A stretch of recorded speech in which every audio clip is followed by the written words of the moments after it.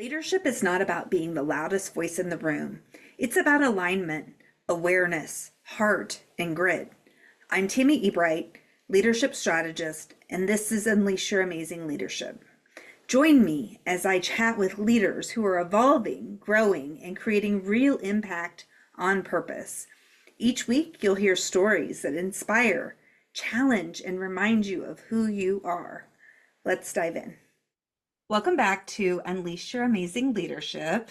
Today, my special guest is David Hopper, chairman of the board at LeaderOne Financial, an employee-owned mortgage company based in Kansas City. Now, David is also a husband, father, and a grandfather now. And we were just chatting about how much he enjoys spending time with his family and how that's the most important thing to him in this season. Probably all of the seasons, but especially now. David leaves with belief, love, and a commitment to amazement for both coworkers and customers. Welcome. Hey, thank you. Well, good morning, Tammy. Good to see you. Ran into you last week. You were in town at our annual Boulevard Roller Team event, so it was amazing to connect with you and happy to be here today and hopefully share some insight between each other. I love it. Yeah, that was a nice event that you guys had. And I hadn't been to that before. Alice had invited me to another event and wasn't able to be there. So I just kind of came to that one, drove up, and I was glad I got to see everybody. Yeah, it's been, I think that's 4 years in a row and it keeps growing and it's just good to, I know a lot of people like to get together and celebrate their partners and we've just been fortunate that we've had some great partners. So it's good times. Love it. So you have been in the mortgage industry since 1992. What year did you join Leader One? Yeah, so I joined LeaderOne in August of 2009. Okay. A.W. Pickles founded LeaderOne in 1992 and started out as a broker and became a banker. And then he had a great idea in around 2008. Obviously, it was a tough time in the industry. A lot of people were running for the hills and some stayed in. And he had a good idea of creating an employee-owned company. It's not an ESOP. So he sold 75% of the company to guys like myself and several others that are still here. So it's been a good run, knock on wood. That's really cool. Yeah, I didn't realize that you came there. I thought you were there before that. So you came No. in. Yeah, really it's interesting how AW, who's still in Kansas City today, I still talk to him once or twice a year. He trades text, sends me some motivational stuff, so I consider him a friend. Some guys that I started in the business at Norwest in 1992, and they're still here. Andy Blicken, Kevin Updahl, Brent Duhame, who's no longer at Leader One, and then just a lot of connections throughout the years of we were at larger companies. We saw things we liked, we saw things we didn't like, Mm. and AW had the foresight to say, hey, why can't we create? I like to say, I mean, I'm sure we're not the first, but we were one of the first to say, have a seat at the table, have transparency. And so that started in 08, 09, and just been fortunate to navigate the ebbs and flows of the industry. Nice. I remember the first time I met you. We met at Panera Bread I there on do. the Berry Yeah. Road. And I went back, I had to go back on LinkedIn because I was like, was that before David passed or after? And it was like, I think we met about a year after my husband had passed. Yeah, I remember that. And I can just remember the conversation of with you and how just grounded and centered you have always came across. Now, your LinkedIn headline reads believer, transparent, open-minded, long game, love, peace, but those aren't typical banker words. Where does that come from? Well, I mean, obviously life, and I don't think those probably would have been on there, 10 or 15 years ago or 20 years ago as we're trying to find our way in the world and try to show who we are. But, yeah, just I think through the ebbs and flows of life, losing my father-in-law, losing my dad, things change in people, right? And life's messy and it's hard. And my faith is something that's really grown in me over the last, I'd say, really strong last 6 years. Started with my father-in-law passing. So yeah, I want people to know I have faith in something higher above. and I believe in people. Mm, I really think of myself as more of a leader of people, not a mortgage expert. I mean, I've been in the industry a long time, and I think I know a fair amount. I don't know it all, but I think I'm just me personally. I relate to people, and that's my biggest strength. And mortgages is just kind of the byproduct of that. Again, kind of going back, and again, I want to credit AW for this, and we just took those ideas and ran with it. The transparency piece. I mm, don't think you really heard transparency piece 16 years ago in the mortgage business. Margins were fat and the one or two owners of the parent bank or the private equity firm, and they were just taking all the money. Still, it was good for everybody, but so transparency means a lot of things to me. It's just being honest. mm, And I always say this, that doesn't mean everything has to be said, right? Like there's no way you would say everything you ever think to anybody, right? I mean, if you do, you're probably going to regret that, right? Like I tell my kids growing up, like, when they would hear things that were said about them, I go, that person probably didn't really mean for you to ever hear that. Therefore, just move on, right?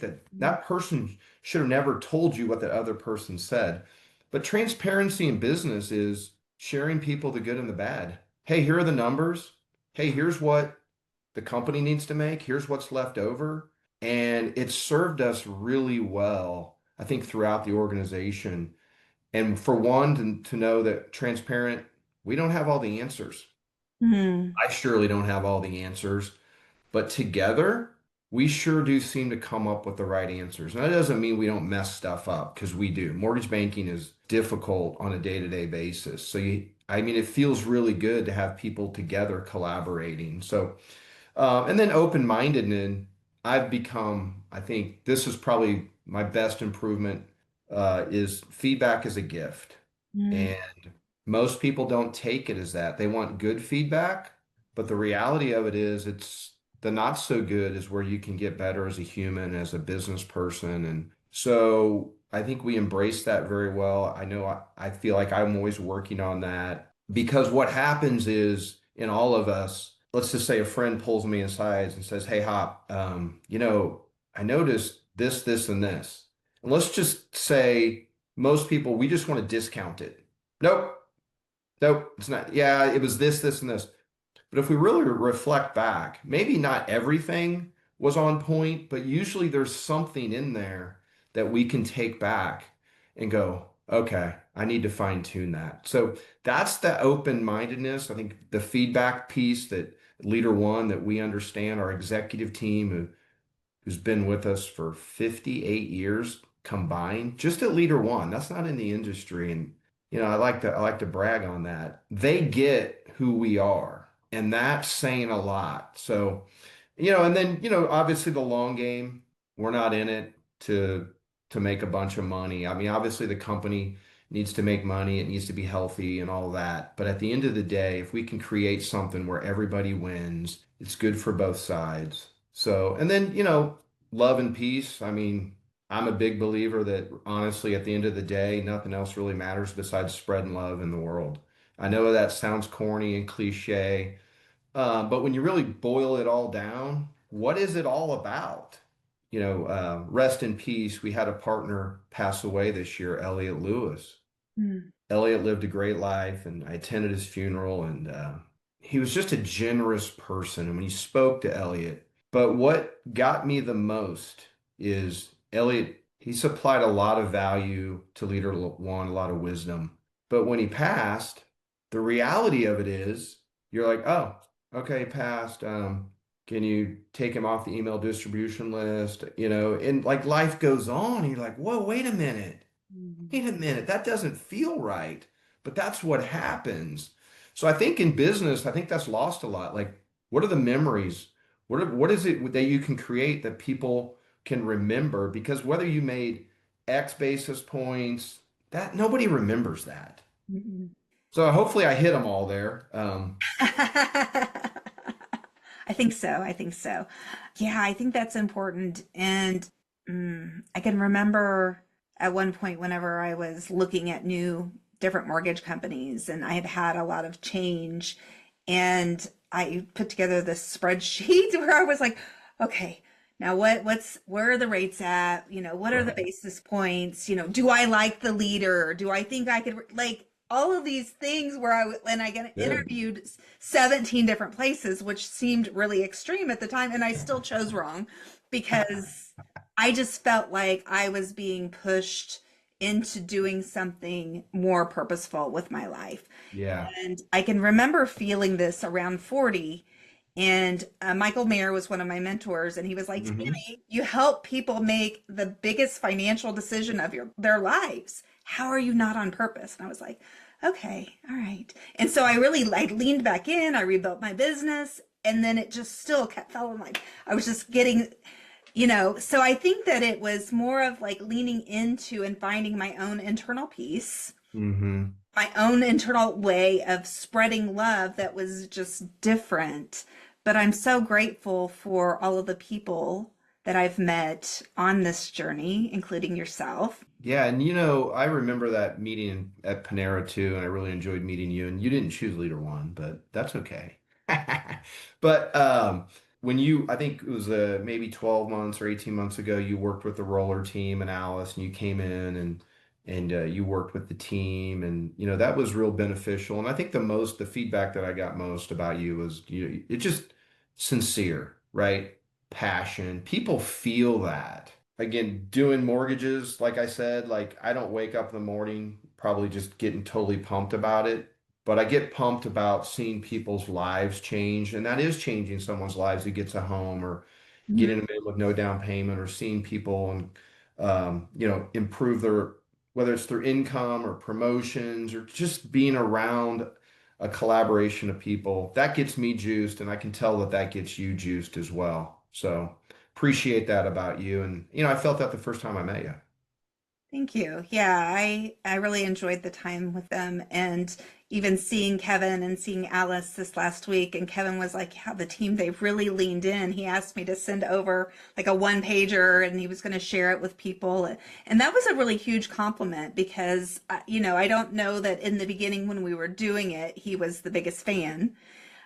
So to hear that, like, Yes. yeah, I seen my team change so much. I was just like, "Oh my goodness, that's so awesome." Yes. And you know what? You were the beginning of that. Mm, Kevin and I have partnered together. I got Kevin in the business in 1999, and then he went out and started his own mortgage broker shop in like '04, and then we got back together in '07, and we've worked together as partners ever since. We bought into Leader One together. mm, And to see him grow as a person, as a father, I mean, I don't take credit of that, but I see it. And then he's in this new season of his life. His kids are older. He's been a top producer for many years, and he's ready for a change. And so, what you've started and what he's progressed into, yeah, you should be happy because it started with you coming in. That's the first time anyone that I ever got anyone to meet with Kevin and his team, because he was a little standoffish, right? And I think all of us are that way at one point in our lives, probably. I shouldn't say all of us, but mm. and then we open up, you're like, okay, I gotta let the ego go, right? I need to be vulnerable. And that's tough. It's tough. So very, very proud and very excited to see where Kevin and his team go. Yeah, I look forward to seeing that as well. So taking ownership and serving one another, that's a pretty powerful core value. How do you help new employees internalize that mindset? Oh wow, that's a tough one. One of our weaknesses, we need to get better at that. I think, this happens in companies, right? You wake up and you do the day to day, and you're like, hey, we've got to make it rain. We need to close loans. And so then sometimes the people come here for all the right reasons. And then, after that 30 or 60 days, then yeah, you have to reiterate and get back on it. So I sit here today and, as you ask me that question, I'm like, yeah, it's something we do and we talk about it. And we're actually right in the middle of rebranding some things about Leader One and in updating some core values. But to me, there's a quote by Jim Rohn. To me, it goes hand in hand with that. It's, I'll take care of me for you if you'll take care of you for me. And it's the same thing as that taking ownership and serve one another. And when people ask me to explain it, to employees. I'm like, it's really simple, right?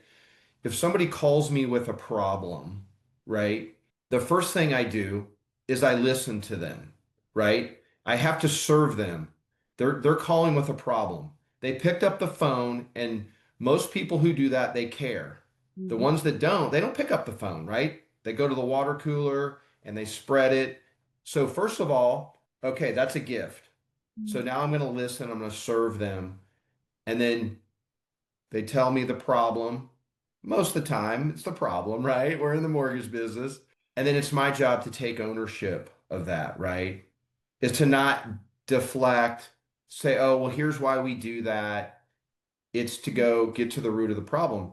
Now, that doesn't mean we might not change, or maybe we can't change it or whatever, but we can go back with the why, or we can go back and go, oh, you know what? Thank you.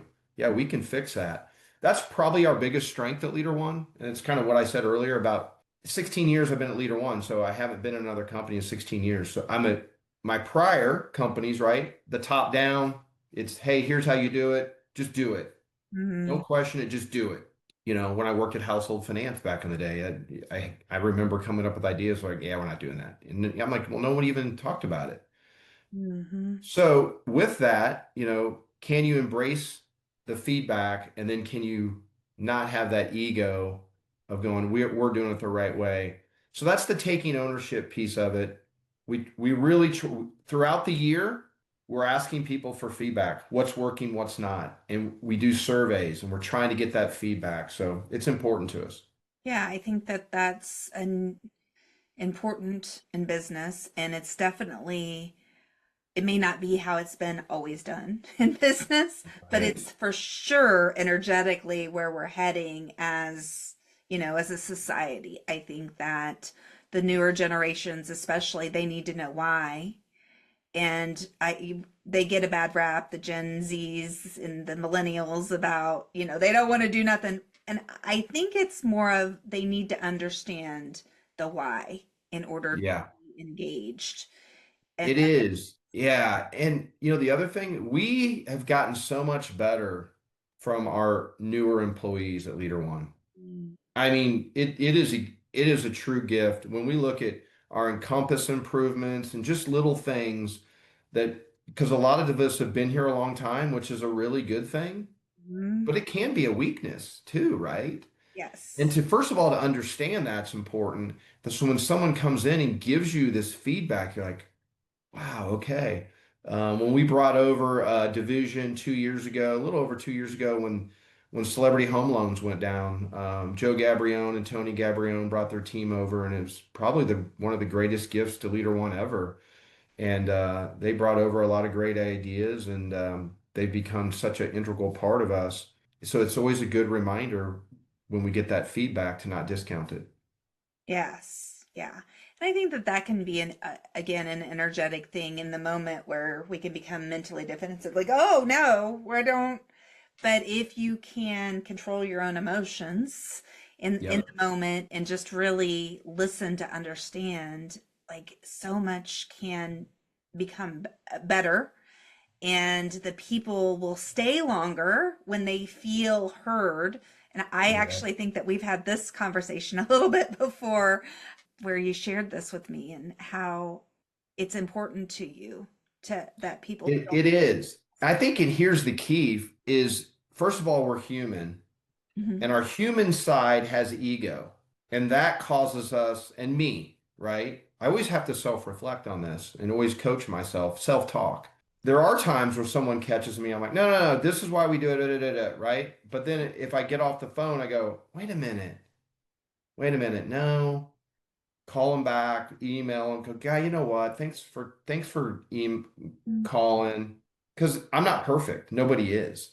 But if we know that, so I don't want to come across like I'm like this every day. I think I'm more days than not, but Mm. I think I've done a really good job, in our executive team and our people at Leader One, of realizing when we are having those days to go back and go, you know what?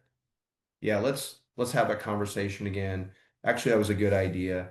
So I always encourage people of that. Like, we're fallible, right? We are fallible. Yes. So and that's okay.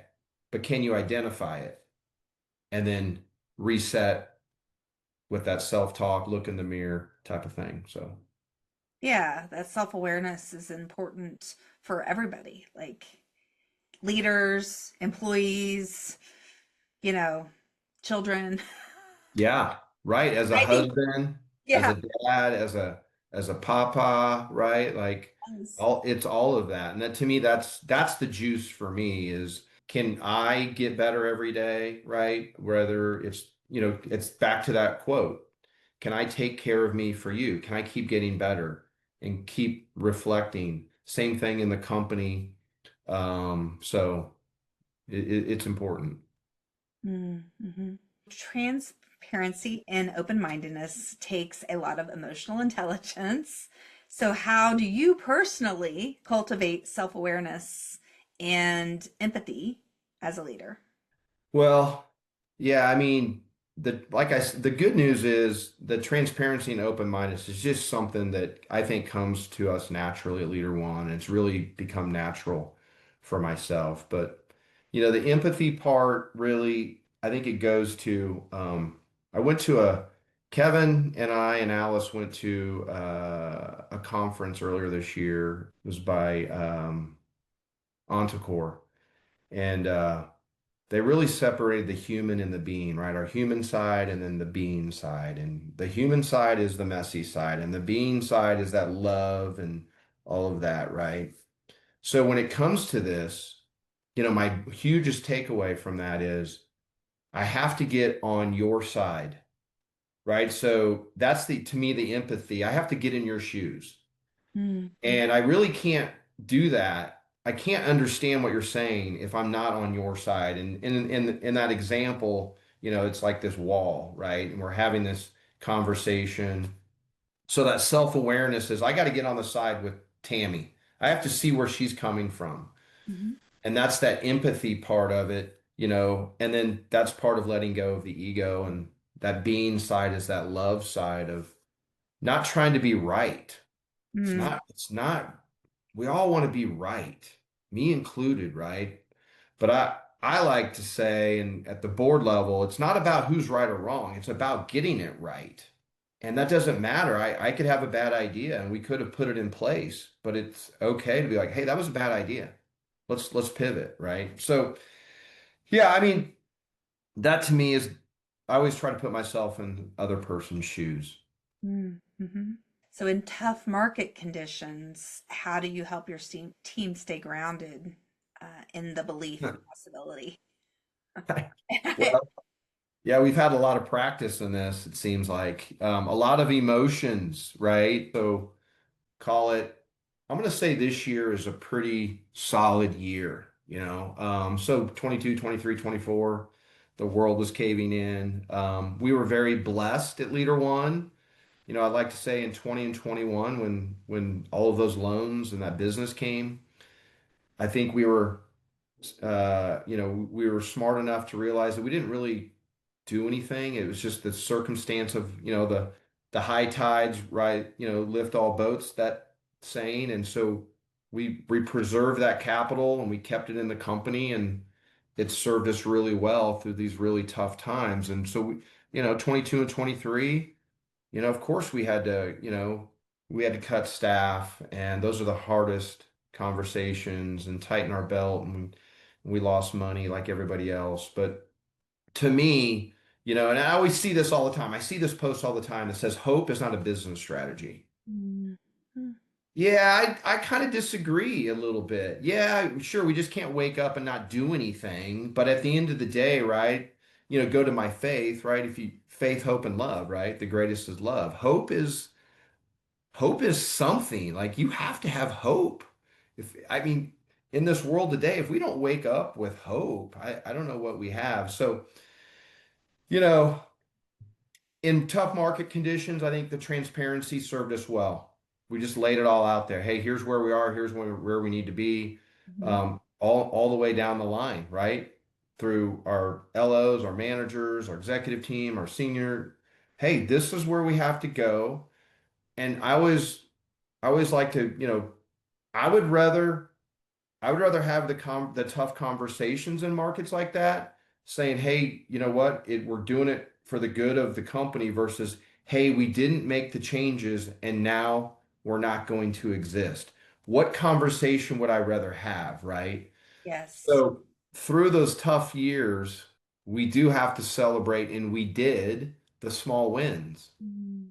when we had a good month. Maybe, hey, we just had this conversation last month. We had a really good month. We made the most money at the corporate level, in a couple years. And like, guys, just stop and like spend 10 minutes and smile and put your phone down, look out the window and go, okay.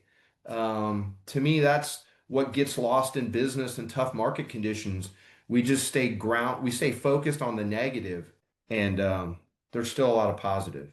So, Mm. but again, it's the ebbs and flows. It's messy, but I believe the hope and the faith, and then the team that we have. I mean, when you go through that and you've been with people 10, 15 years, you have this bond and it served us well. As like, like we're in the foxhole with people, and those are the guys those are my ride or dies, Mm. right? We've been through so much. And so that gives us the faith that we're going to get through it. And then at the end of the day, this could sound really flippant. And I wake up every day thinking about our 550 employees, but at the end of the day, nobody is dying. Mm. Nobody's dying. So yes, it's important, and I love this company through and through, but we do have to discount, like, okay, it is business. Some things we can't control. And at the end of the day, nobody's dying. Yeah. That was after David died, that was such a shift in how I did business. Because Yeah. I think that even though nobody's dying, when people are buying a house and it's very stressful, You're like, they think it they is. think, Yes, it's I know. And I hope people don't take that the wrong way, but no, yes. I can tell you my, you know, employees sometimes hear that. I go, okay, I get it. The loan's going to close the next day, but it's okay. It's Yeah. okay. We'll fix it if we need to take care of the client, but let's get grounded to where we're still going to get it done. And so I know how important it is, but at the end of the day, you losing your husband and again, back to my dad passing, it was 1 year this week, checking in with my mom, and that's the real stuff. Yes. So It is. And I think that that's an important perspective to have, and it maybe even keeps you a little more grounded totally does. when you're looking at things by, okay, like level of emergency. Yes. Yes. I mean, during COVID, right? If you were a mortgage banking and you get that call in March or April of 2020, everyone who owned a company or they know that call, the margin calls were coming in, and I Mm. mean, the world was going upside down, and some of us were probably underneath our desks sucking our thumb. But you can't live that way. You can't do it, right? You can have a pity party and you feel sorry for yourself and you cry and you go through all those emotions, and then you got to move on. And then what can I control, Mm. right? And I even remember during those times, like, guys, listen, we could get washed out. It might happen. We're just gonna have to deal with it. But let's focus on what we can do today. And then Yep. if we keep doing that every day, maybe we'll get to the other side. And if we don't, we can look in the mirror and go, we did everything we could. And we can live with that, right? I can live with that. Business is messy. You're seeing mergers now and all this stuff. And I don't blame anybody for any of it, because it's very easy for something to go in the wrong direction. But if you focus on trying to get it right, that's all you can do. It's almost like hope is a strategy with action behind it. Oh, I like that. Yes. You have to have action. Mm-hmm. And Mm-hmm. a lot of the action, sometimes we make wrong decisions. But I think, yeah, like let's talk, okay, it was a bad decision. Let's move on, right? Like I can't change it. It's gone. We Yes. can only focus on where we're at today and learn from that, and then boom, let's go. Yes. Yeah, because it's really messy to beat yourself up over the mistakes that you cannot change. Can't change it. It gives you the anxiety, which creates fear. And scared money doesn't make money. Anything in life, if you're scared, and we all wake up with fear on certain things, nobody's immune to it. If they are, they're lying, right? So, but if you do dwell in what's gone wrong and what you could have done, you just create more fear and anxiety, which is going to prevent you from doing the things you should be doing. So, Yes. but it's natural. Like we all had it. Like I remember those days vividly. I don't ever want to go through that again, right? Because I have PTSD, but we got through it, and that this type of self-talk and that taking care of me for you, of getting better, like, okay, we got to move on from it. Let's go. And I really love that quote of taking care of me for you. Oh, You take, like, because it's so powerful because we've really been in a time of a lot of codependency. yes. That is interdependency. And it's really the energetic shift that we're starting to feel as a society. I don't, we've been in this 400-year cycle of planning where all of these structures have been built, and there's been this a Yes. lot of codependency inside it. And we're moving into an era that is more individual based, but it's about interdependency. I usually say is like, my cup is full, and as it runneth over, I can give the over, but I have to fill up my cup first, or Yes. else you can't pour from a depleted cup. But I like that quote too. It's kind of the same message. It is. It totally is, and it's so relevant now in this what you just said, right? Like everybody wants to be taken care of, Mm, right? And if you watch the Jim Rohn quote, that's where it came from. He used to say, "I'll take care of you." mm, Well, that doesn't serve you, right? And yes. then to what you're saying is if I don't love myself and I don't work on myself, I can't do anything else. Mm-mm. So, good Yes, stuff. very good stuff. So, what does unleash your amazing leadership mean to you? Probably if I'm going to be the best, it goes back to what we talked about. I have to remove fear from myself. I have to remove my ego. I can't be my best. I can't be that if I'm working with an ego and I have fear, right? So, if I'm gonna and I can't be satisfied with my status quo. And all of us have a status quo, and it comes every year. I don't, there's no way anybody's on for 365 days a year. There's no way. If you watch social media, you think they are, but there's just no way. Highlight reel. Right? So, and that's what I'm talking about. Like, is it 50 days a year where you don't want to do anything and you're like, I don't know. And that's that self pouring back into yourself. So, and it happens, 33 years in the business, summer comes around, I got to get out of the comfort zone. It's easy to stay in that comfort, and we all know where that comfort zone lives. So, removing fear and ego, being vulnerable.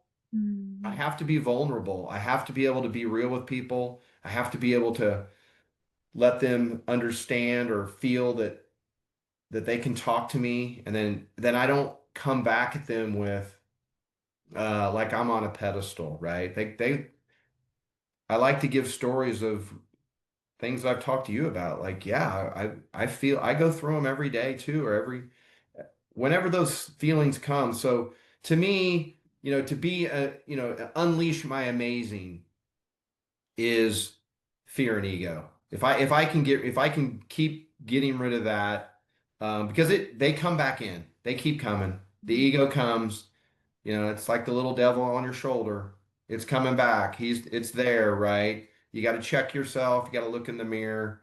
And this sounds corny. I look in the mirror every week. I just stare into my eyes. I know that sounds really corny. If you've never done it, do it. It'll scare you. You can have some really good self-talk that way. And I always like to tell people I like talking to myself. I give good answers to myself, but at the end of the day, you reflect upon how you can be better. So, yeah, I mean, hopefully I answered that right or, give you what you were looking for, but eliminate that self-doubt. yeah. So unleash is like letting go. So letting go of the ego, letting go of Yeah. fear. and then stepping into, just you're amazing, yourself, stepping into all of you. Yeah, I like the way you put that. Thanks. Thanks. Well, if somebody wanted to get in hold of you, how could they connect with you? I'm active on LinkedIn. Mhm. So I get a lot of DMs on LinkedIn. So that's probably the easiest way. My mobile number, I think it's on LinkedIn. If not, it's 816-519-2081. Yeah, I mean, I feel like I as access as possible to as many people, and whether it doesn't have to be business either. It can be personal. Quick story, through LinkedIn, and I'm not on Facebook. So actually Kevin Roller made a Facebook for me like 15 years ago, and then I never started it. And then so people say I'm on Facebook, but I've never logged in. Kevin did it. But I have gotten active on LinkedIn, but I met a good friend through LinkedIn that I didn't know 2 years ago, Spencer Schiffman of Lead Mailbox. And he's a passionate golfer, and I'm a passionate golfer. We didn't do business together, and I went out and we played golf together. And so, networking and connecting is something that is passionate for me, and it doesn't have to be business related either. Nice. Yeah, I think it's cool how LinkedIn gives us an opportunity to find and meet more Yes. like-minded people versus Facebook can be a little bit of a shit show at times. I only see some things that my wife sends me from maybe people. My wife and I were high school sweethearts, so we know a lot of the same people. So, and she'll be like, "Hey, look at this." I'm like, "Oh, wow." But I'm not active on Facebook. The only other thing that I would say, and is on LinkedIn, and I like LinkedIn, but I've been posting this lately, and this isn't anything new, but I think the world needs it more than ever. What if we just all started talking about the positives, Mm, right? yeah. It, I mean, just imagine the framework of our lives if our feed just showed us positivity. We know there's negative in the world, okay, but how does everything change our vibrations and the way we think and all of that if we're just focused on the positive? We're not naive to know that the other stuff's happening, but I don't need it the other way. I need 80/20 this versus 20/80. I don't know. It seems like it's so easy to do. And so I really focus on that.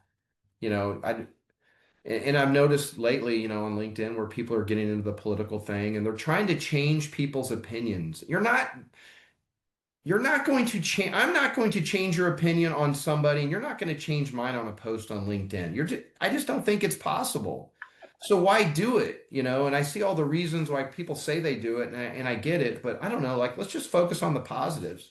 Yeah, I get that. I think for yourself internally, you can't just only focus on the positive, or that could be like toxic positivity.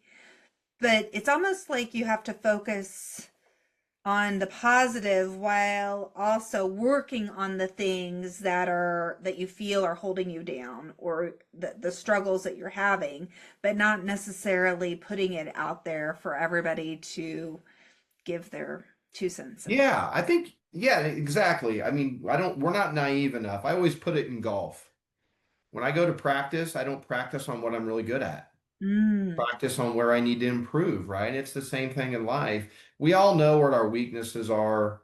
We all know that there's death and killing, and like, sure, you can, but at the end of the day, surrounding yourself with a positive circle, probably what I mean. It's almost impossible to go through life and not hear negative or see negative.